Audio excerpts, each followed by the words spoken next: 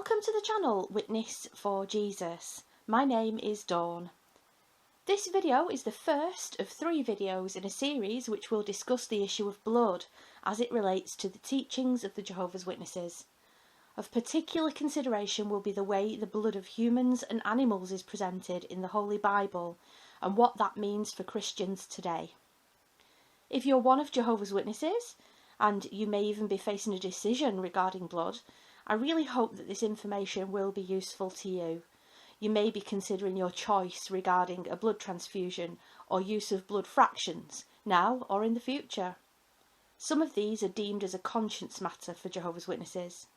If you're not one of Jehovah's Witnesses but you have friends or family who are, this may also help you in your understanding of the issue as it relates to the scriptures. This will therefore not be a short discussion. The topic at hand is really important. This information has also taken considerable research. Strong's Exhaustive Concordance has 375 entries for blood, which I have reviewed. 282 in the Hebrew Scriptures or Old Testament, and 93 in the Greek Scriptures or New Testament. Over 200 speak of death by bloodshed. 17 refer to the eating of flesh with the blood, and 6 passages speak of the relationship between life and blood. I approached this study in the following way. I used a King James Bible, a New World Translation Bible, and consulted the Hebrew and Greek where necessary. And I also used Strong's Exhaustive Concordance for a guide to the scripture references. For a period of time, I did study this without any Watchtower publication. For those new to this topic, Watchtower is the corporation used by Jehovah's Witnesses for production of printed or online information. So entirely outside of Jehovah's Witnesses' views on the matter, I studied the topic of blood in the Bible. And this was a really great experience for me actually, as I learned things that I've not learned before, things I didn't know directly from the Bible. Following this, I used the Watchtower online library to access their brochure, How Can Blood Save Your Life? And also several important Watchtower articles on the matter which are more recent. If you want to know what Jehovah's Witnesses believe about blood, you can go to the horse's mouth and read it on the Watchtower library online. Further to this, I looked up references and commentaries on the matter, if I wish to check a reference given by Watchtower for instance. I will only occasionally quote Watchtower literature in these videos, but be assured that I've sought to explain the biblical stance on blood with their beliefs in mind. I believe it's very important indeed to pray to God when reading the Bible, asking for God's Holy Spirit to help us to understand what we're reading. I'm certainly not perfect, certainly not, and I'm not expecting you to take my word for it. Please study this yourself, check the information I'm going to give to you. References will be given too in the description underneath the video. So I'm going to begin, and it's chronologically ordered, starting with the blood of Abel in the Old Testament or Hebrew Scriptures. We read in Genesis that the first human to sacrifice an animal was Abel. Genesis 4 verse 4 says Abel offered one of the firstlings of the flock, a lamb to God, and its fat thereof. At this point there's no record of God asking for blood to be poured out in sacrifice, yet it's considered that God himself performed the first animal sacrifice. In Genesis 3:21 it says, "Unto Adam also and to his wife did the Lord God make coats of skins, and clothed them." The Hebrew word in that verse does denote actual animal skins. So from the first, blood was shed in the sense that the animal was killed for the remission of sins, a covering, both figuratively and literally, for Adam and Eve who had sinned. Now Abel's offering was accepted by God, and I'll link you to an interesting article which discusses why his brother Cain's offering was not favoured by God. Nevertheless, the first human bloodshed happened when Cain jealously killed his brother Abel. Something interesting can be gleaned from what is said next there in Genesis 4. The New World Translation renders that verse. At this he said, "What have you done? Listen, your brother's blood is crying out to me from the ground." And the King James Version says, "the voice of your brother's blood." Clearly this is figurative. The blood itself did not have a voice or cry out literally. The text goes on to say that the ground that has opened its mouth to receive your brother's blood cries out. Again, the earth or ground doesn't have a literal mouth either, so we know it's symbolic. Overall, God is saying that there's an outcry to God based on the wrongful killing of Abel. An innocent life was taken, and this was of course wrong before God. This actually sets the scene for future references to blood. The blood being poured out onto the ground represents the life that has been lost, whether animal or human. Now we reach an important passage in Genesis 9, where God does outline a restriction in regard to the blood of animals. Genesis 9 verses 3 and 4 says, "Every moving thing that liveth shall be meat for you, even as the green herb I have given you all things. But flesh with the life thereof, which is the blood thereof, ye shall not eat." The New World Translation says, "Only the flesh with its life, its blood, you must not eat." Some scholars believe that nobody had eaten animals prior to this point. I'm not so sure in light of the fact that Abel slaughtered a lamb as we read in Genesis 4. Either way, if animals had previously been killed for food, it seems clear that God had not given us permission for humans to do that, and he had not placed restrictions on the matter yet. Now Noah was being told that animals can serve as food, and that there is a proper way to eat an animal. The passage in Genesis 9 says not to eat the flesh with life in it. Now the word for life there in the Hebrew is nephesh. It is translated as soul, and notably we see that it means that which breathes. The animal, the body with the life, which is now breathing, is the nephesh. My first impression was that Noah was being told to not eat an animal which was still alive, which was still breathing, which still had its blood circulating. The flesh with its life, the flesh with its blood, you must not eat. I did wonder whether this could possibly be the correct interpretation though, and when I looked at scholarly commentaries, it does seem that others have also suggested this. In fact, I discovered that throughout human history, even up to the modern day, animals are sometimes eaten alive. This interpretation of Genesis 9 is supported also by modern day Jews. The Tosefta, dating from the 2nd century AD, says about this passage that it denoted, quote, "a limb torn from a live animal." And this is further supported by the Jewish Talmud.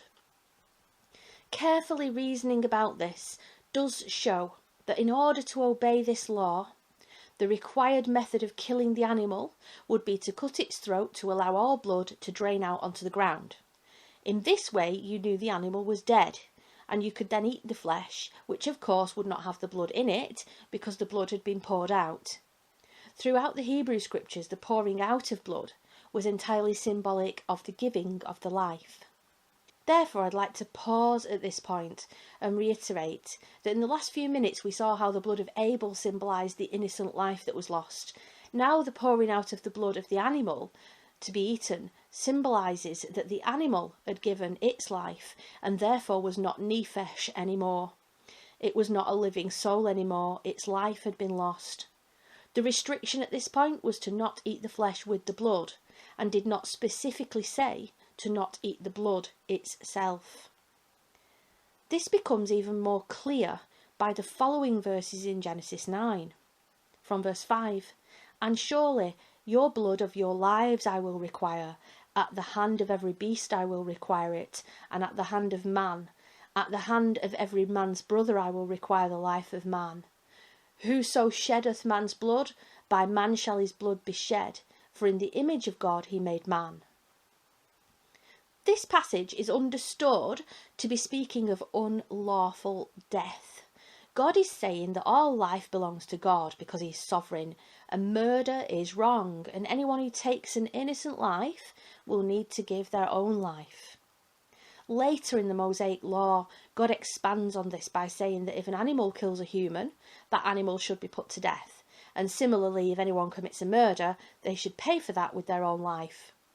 In this passage, the use of the Hebrew word dam, meaning blood, clearly does not mean that God requires the physical fluid from you. He's not saying that if a person dies, God requires the person's physical fluid of blood to be given to him. The blood represents figuratively the life which is given, and the life is the thing which is precious to God.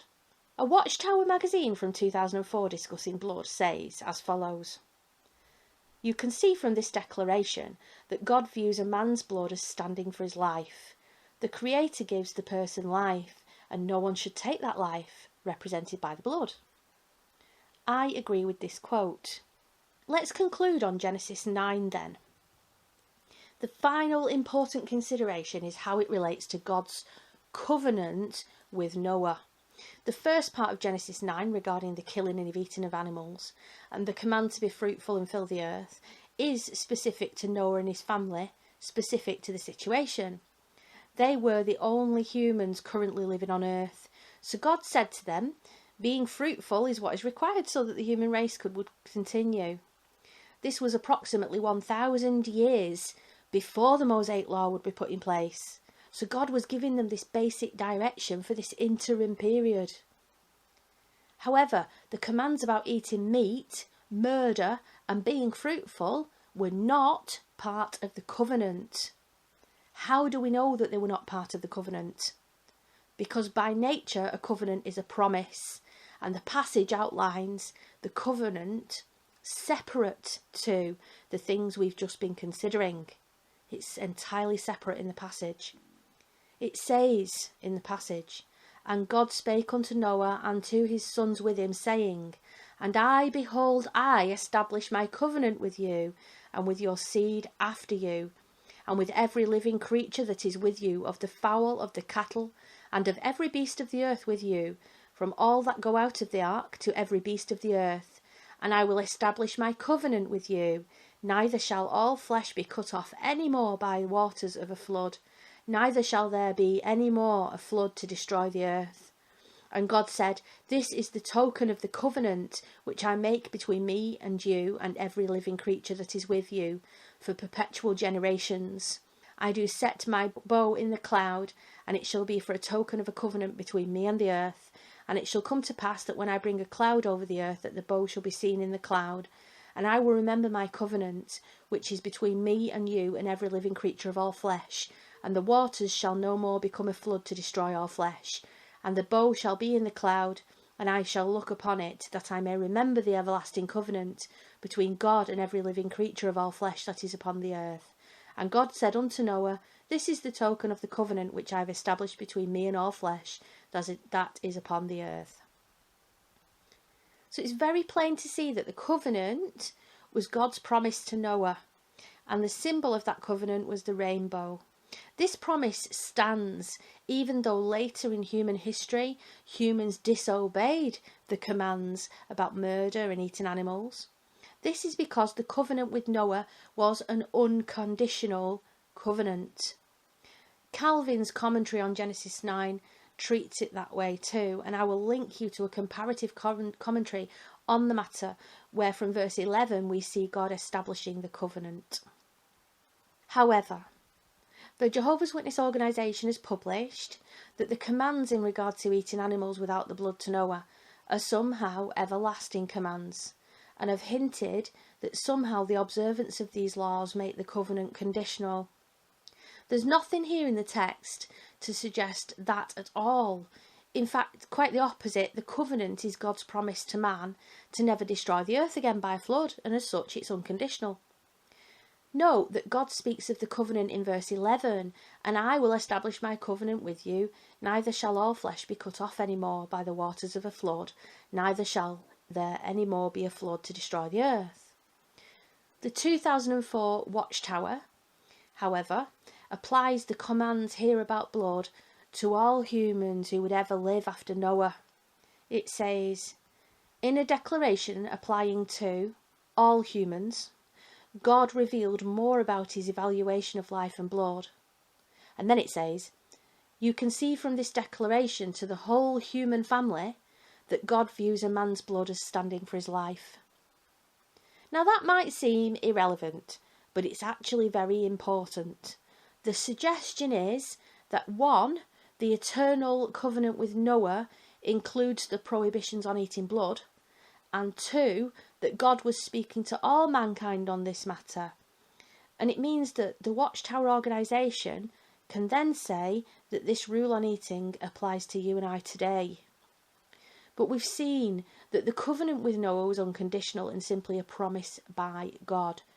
We've also seen scripturally that God was in fact speaking to Noah and his family, this being approximately 1,000 years before Moses would hand out the Mosaic Law, and therefore being a precursor to the law. There's nothing in this text that says this applies to all mankind forever. I did some delving and I found a watchtower from 1960 actually, which confirms that the covenant was not dependent upon obeying the command for blood. They confirm it in 1960. It says in that watchtower, although the fulfillment of this covenant promise did not hinge upon human actions, this does not mean man can break the divine law stated in Genesis 9:4-6 about the sacredness of blood or life without punishment. This quote shows that the restriction on blood was not part of the covenant, yet it still assumes that the law on blood continues forever. And this is something we'll be discussing as we go forward. Suffice it to say, if a person uses Genesis 9 to discuss the topic of blood, they need to be aware that there is no evidence in that particular passage that the commands were eternal. This will of course become clearer as we go forward and we go into discussing the Greek scriptures. I'm not being dogmatic about this because we're forming a picture here. We can't take a few verses about blood and make life or death decisions. We need to consider all the relevant sections of scripture. The covenant with Noah was unconditional, and has God given other covenants which are unconditional? Well, yes. For example, in Genesis 12-15, God sets up the Abrahamic covenant, and this also was an unconditional covenant. I'm covering this information in detail because it is a life and death topic. Back in the late 90s, I myself told a surgeon that I would not have blood in the event of a hemorrhage. I thought I'd studied the matter thoroughly, but the study that I've been doing for this video clearly shows that back then I'd not really studied it as well as I could have. If a person is going to make that kind of decision, I believe it's essential to cover this topic properly and with honesty. Now we're at the time of the Passover. The next significant mention of blood is in Exodus chapter 12, when the Passover was inaugurated. Israel are imprisoned in Egypt, and they're told to slaughter a lamb and collect its blood. Exodus 12 from verse 7 says, "And they shall take of the blood and strike it on the two side posts, and on the upper door of the houses, wherein they shall eat it." In verse 13 it says, "And the blood shall be to you for a token upon the houses where ye are.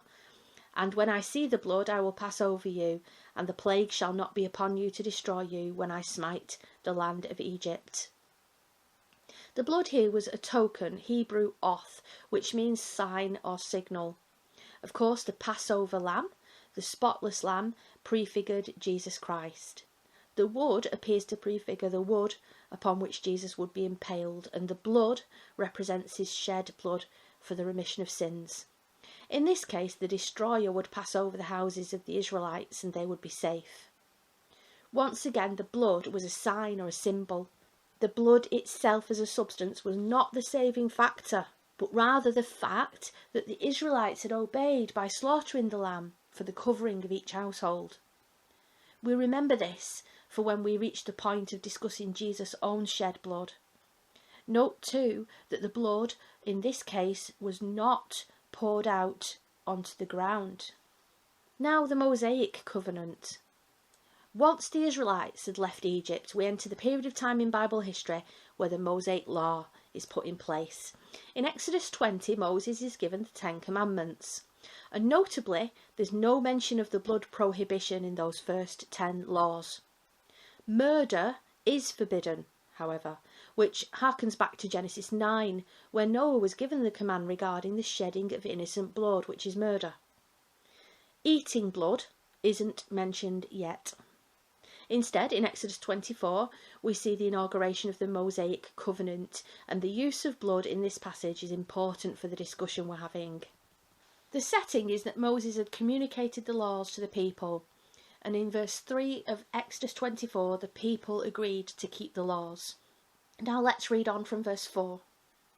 And Moses wrote all the words of the Lord, and rose up early in the morning, and built an altar under the hill, and 12 pillars according to the 12 tribes of Israel. And he sent young men of the children of Israel, which offered burnt offerings, and sacrificed peace offerings of oxen unto the Lord. And Moses took half of the blood, and put it in basins, and half of the blood he sprinkled on the altar.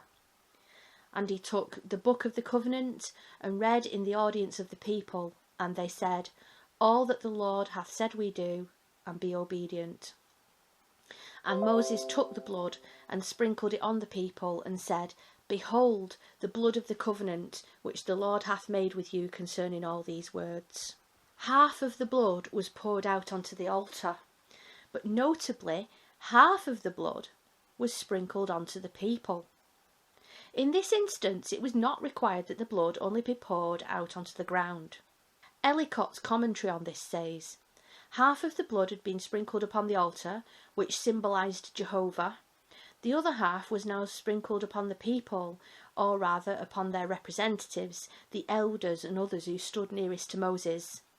Thus the two parties to the covenant, sprinkled with the blood of the same sacrifices, were brought into sacramental union. It's interesting that this event was not related to the remission of sins, because the sacrifices for the remission of sins are first put in place in Leviticus 4. This event was symbolic of two parties to the Mosaic Covenant, that is God and the people, both communing, that is in some sense partaking. Once again, the blood substance was simply a symbol of something greater. In this instance, the sealing of the covenant between both agreeing parties. Remember, a covenant is a promise, and in this case there were terms, which meant that the Israelites were promising to keep the law, and if they did keep it, they would be blessed. So note, in the Mosaic Covenant ceremony here, the blood was not all poured out straight onto the ground. It was not only put onto the altar, but rather it was used for a purpose in a similar way as we saw in the Passover. It was used as a symbol or a sign. God did not require that every drop of blood be poured onto the ground. We're nearly at the famous verses in Leviticus, but just as another note before we go there, in Exodus 29, the blood of a bull was used to consecrate or make holy the high priest by putting blood onto his ear, hand and foot. This is another passage where the blood was not all poured out, but was used symbolically for another purpose. Now we're at the point of the Levitical Laws. In Leviticus, we now see clear instructions upon the actual eating of blood. In chapter 3, speaking of burnt offerings, verse 17 says that not only was the blood not to be eaten, but also the fat. This is considered by some scholars to mean parts of the animal, such as certain inner organs. This inclusion of the fat being forbidden continues in chapter 7, where God says in verse 25 that if a person eats the fat of the offering, he should be cut off from his people. This is the exact same restriction as the eating of the blood, as confirmed just 2 verses later in verse 27. So I don't recall ever thinking about this in my previous studies on blood, that in this passage the type of offering required is that the fat is also forbidden, and it carries the same heavy penalty as the restriction upon not eating blood. This is because the particular offering, a burnt offering, was to be set aside as something given to God. This is relevant because it was not only blood which was therefore set aside. Being set aside is actually the root of the word in Hebrew, kodosh. Hopefully I'm pronouncing that right. And it denotes something which is holy. Holiness is something set apart for God. In this case, not only the blood of the animal was kadosh, but also the fat. Now we come to Leviticus chapter 16. In this chapter, we see details in regard to sacrifices to atone for sin. Sin is anything which goes against God's holy standards, and Paul would write much later that anything which is not of faith is sin. The word atone is kippur, which means to cover over the sin. Think for a moment then about the background to this. Before these laws were put in place, humans, such as Abraham, performed animal sacrifices for themselves and their families, making an altar wherever they wished. This had led to people committing idolatry. If you recall, the Israelites had learned idolatry in Egypt and had made a golden idol of a calf, which is considered by some to be the Egyptian goddess Hathor. Leviticus 17:7 therefore confirms that they shall no more offer their sacrifices to demons, after whom they have played the harlot. Now God had established a place which would be specific for a sacrifice, a place made holy or set apart for that purpose. Everything that God put in place in the tabernacle, later to be the stone temple that was built in Jerusalem, was a shadow of the reality in heaven and prefigured Jesus Christ in detailed ways. Hebrews chapter 8 verse 5 says, "They serve a copy and shadow of the heavenly things." For this discussion, we simply need to know that a sacrifice must be brought to the tabernacle and the priest must be part of this. In Leviticus 16, Aaron the high priest was told to atone for himself and his family, the temple itself, and the people. And this was done by the killing of animals and the sprinkling of blood inside the temple, specifically the Holy of Holies, where only the high priest may enter. Therefore God established an important precedent. The blood of the killed animal was appointed to make atonement. It's extremely important to consider the whole chapter of Leviticus 17 because it's easy to make an error. Verses 10 to 12 taken entirely alone say this: "And whatsoever man there be of the house of Israel, or of the strangers that sojourn among you, that eateth any manner of blood, I will even set my face against that soul that eateth blood. I will cut him off from among his people. For the life of the flesh is in the blood, and I have given it to you upon the altar to make an atonement for your souls, for it is the blood that maketh an atonement for the soul. Therefore I said unto the children of Israel, No soul of you shall eat blood, neither shall any stranger that sojourneth among you eat blood." These verses could be interpreted to say that the blood itself, the actual substance of blood, the fluid which goes around an animal's veins, is the thing which atones. However, the rest of the chapter makes it clear that the blood is representative of life. The chapter begins telling us that if a person sacrifices an animal outside of the camp and doesn't bring it to the tabernacle as an offering, he is disobeying the command to only perform sacrifices in the tabernacle. God therefore sees that sacrifice as a needless death, and as such God says that the person becomes blood guilty. It's clear that this relates to the fact that the blood has been shed wrongfully. In other words, the life of the animal has been taken wrongfully. Moreover, in the same chapter, verse 13 says that if an animal is killed for food only, the blood is poured out onto the ground and covered with dust. Now this indicates that whilst blood is treated as special, the actual fluid itself is not what atones, as of course a lot of blood will never be used in sacrifice and is simply poured out onto the ground. Allow me to explain this a little by talking about what God demands from a sinner. Put simply, the Bible teaches that the wages of sin is death. This means that the sinner himself should die. In this Levitical arrangement, God allows the animal to die in the person's place. The people should die for their sins, but instead, animals die. What is given to God is the life of the animal, and that life is symbolised by the blood of the animal. What does God demand of sinners? Not their physical blood, the fluid in our veins, but he demands their life. Blood is the symbol of that life which is given because the blood is poured out and the creature expires. Leviticus 17 verse 14 says that it is the life of the flesh, its blood sustains its life. Therefore I said to the children of Israel, You shall not eat the blood of any flesh, for the life of all flesh is its blood. Whoever eats it shall be cut off. Clearly the blood, the substance of blood, by going around the veins, sustains the life of the animal. When its life is given in sacrifice, the blood therefore symbolically represents the life given, and the blood then symbolically cleanses the people of their sin.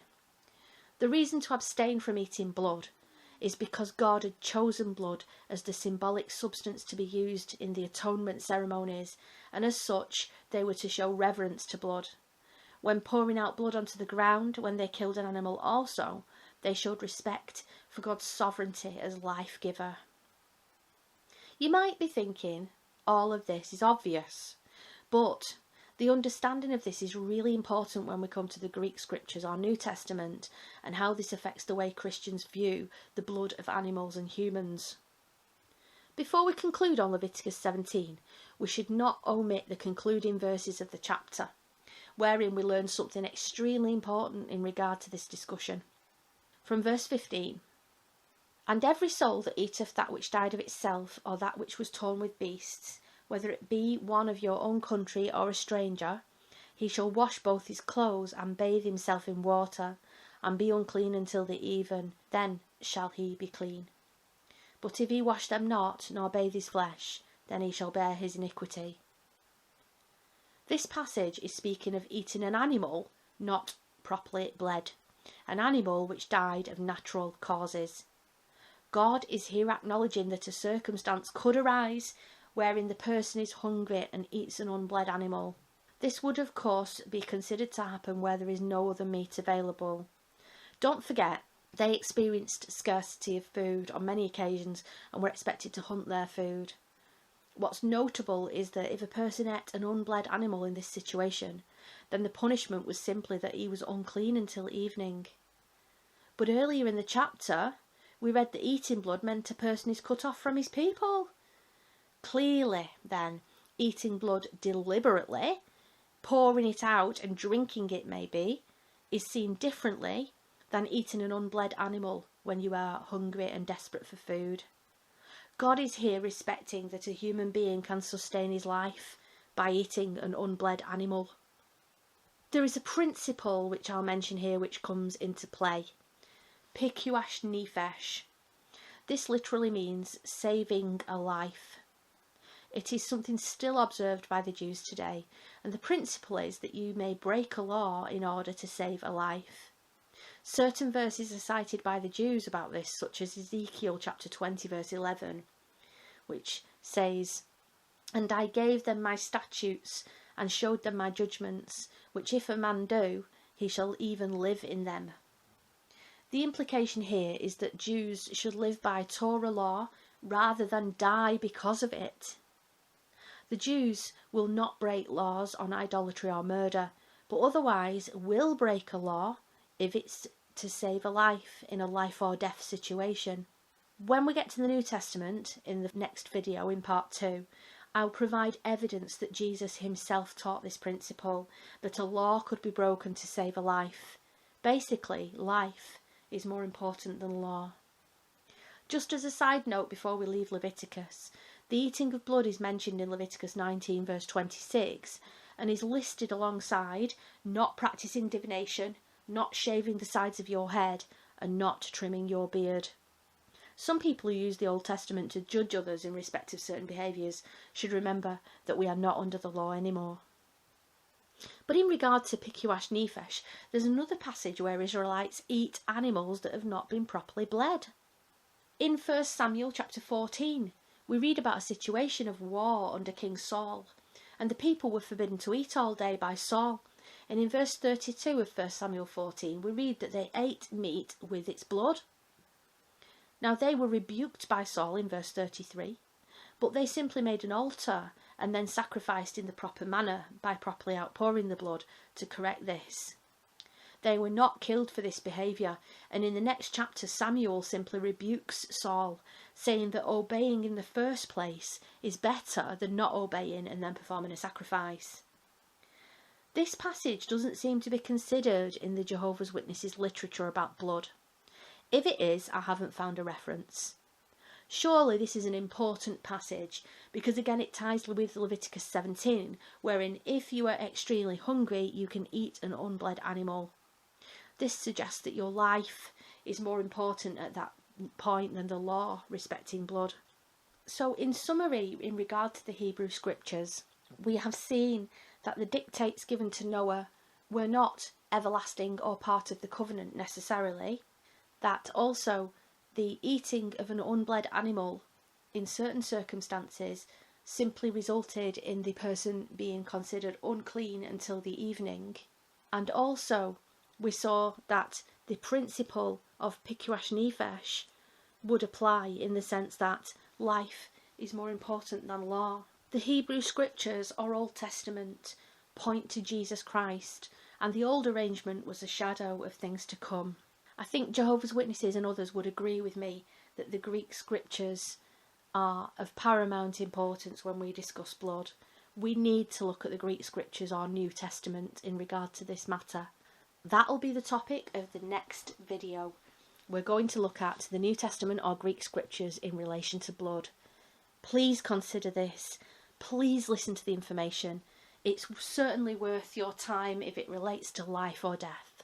Thank you for listening.